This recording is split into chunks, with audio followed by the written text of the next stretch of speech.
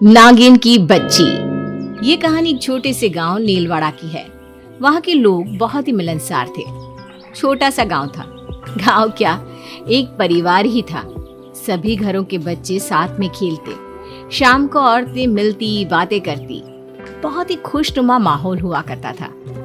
एक रोज शाम के वक्त कुछ औरतें गांव के चबूतरे पर बैठी हुई बातें कर रही थी। पता है क्या रेशमा, कल मेरी सास कह रही थी इस गांव में पहले नाग नागिन रहा करते थे। होंगे ही, जब इंसान नहीं होते थे तो सांप बिच्छू ही तो रहते होंगे ना गांव में। तू भी ना। अरे नहीं नहीं, वैसे नहीं। उन्होंने एक बार एक नाग नागिन का जोड़ा भी देखा था जब वो छोटी थी। उन्होंने सबको बताया पर किसी ने उनकी बात न मानी। अरे पर इसमें न मानने वाली क्या बात है? उन्होंने उस नाग नागिन के जोड़े को इंसान में बदलते देखा था। हैं? तब तो मैं भी ना मानूं इस बात को। ऐसा होता भी है क्या भला? तभी अचानक प्रेमा चीखने लगती है, सांप! सांप रेशमा, तेरे कंधे पर सांप! अपने कंधे पर झूल रहे काले रंग के सांप को देखकर रेशमा चीख उठती है, बचाओ बचाओ सांप! उस सांप के पीछे एक छोटा सांप भी भागता है और दोनों सांप फौरन अदृश्य हो जाते हैं। हे भगवान, लगता है ये सांप बैठा हुआ मुझे ही देख रहा था। गलती हो गई, अब नहीं कहूंगी कुछ भी। ये कहकर रेशमा अपने घर चली जाती है और प्रेमा अपने घर। अगली सुबह सबकी नजर एक औरत पर पड़ती है जो अपना सामान हाथ में उठाए अपनी बेटी के साथ गांव में आती है। ये औरत कौन है? पहले तो इसे कभी नहीं देखा। चलना पूछते हैं। नमस्ते बहन जी, किसके घर जाना है आपको? मुझे कहाँ जाना होगा, सब तो मेरा ही है। मैं तो बस घर लौटी हूँ। मैं मतलब नहीं समझी आपका। मैं पास ही के गांव में रहती हूँ। ये मेरी बेटी है। यहाँ पढ़ाई की ज्यादा व्यवस्था नहीं, इसलिए यहाँ आ गए। पर यह गांव नया सा नहीं लगा, बिल्कुल घर सा लगा। इसीलिए तो मैंने कहा कि मैं बस वापस लौटी हूँ। वैसे आपकी बेटी बहुत सुंदर है। रमोला की बेटी तारा इतनी खूबसूरत थी मानो उसने सारी सुंदरता अपने चेहरे में समा ली हो। नीले रंग की आंखें, कमर से भी लंबी चोटी, गोरा रंग, पर मुंह में एक जरा बोली नहीं। बच्ची बोलती नहीं है क्या? हाँ, तारा बोल नहीं सकती, बेजुबान है। ये तो बड़े दुख की बात है। बेटी जरा मुंह खोलकर जबान दिखाना तो। तारा जैसे ही मुंह खोलती है उसकी जीभ देखकर रेशमा के होश उड़ जाते हैं। तारा की जीभ बीच से कटी हुई थी, बिल्कुल सांपों की तरह। ये क्या? अरे ऐसे क्या कर रही है तू? बच्ची का मजाक मत उड़ा। हद है रेशमा तू भी। रेशमा की हरकतों से वाकिफ प्रेमा वहां से चली जाती है।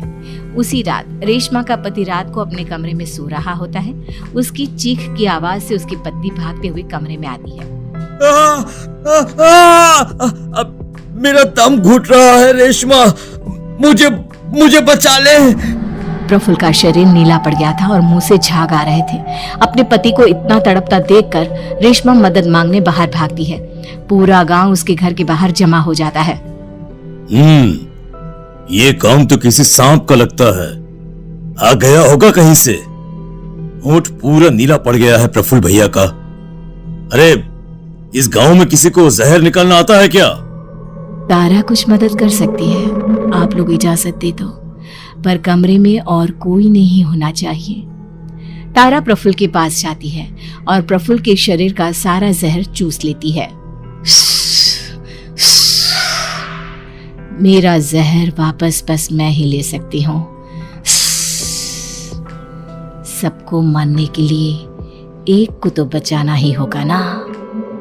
प्रफुल्ल वापस होश में आ जाता है। तारा और रमोला को गांव वाले बहुत मानने लग जाते हैं और सब कुछ सही लग रहा होता है कि गांव के नदी के किनारे एक बच्चे की लाश गांव वालों को मिलती है जिसका शरीर जहर से नीला पड़ चुका था। उस दिन से रोज कोई ना कोई अचानक ही गायब हो जाता और मरा हुआ नदी के पास मिलता। अरे ये सिलसिला तो खत्म होने का नाम ही नहीं ले रहा। आखिर ऐसा कब तक चलेगा? मुझे याद है जिस दिन मेरी सास ने मुझे नागों के बारे में बताया था, उसी दिन से ये सब शुरू हुआ है। मुझे तो तारा पर ही शक है। जीभ देखिए उसकी, हो सकता है वही लोगों के शरीर में जहर छोड़ती होगी।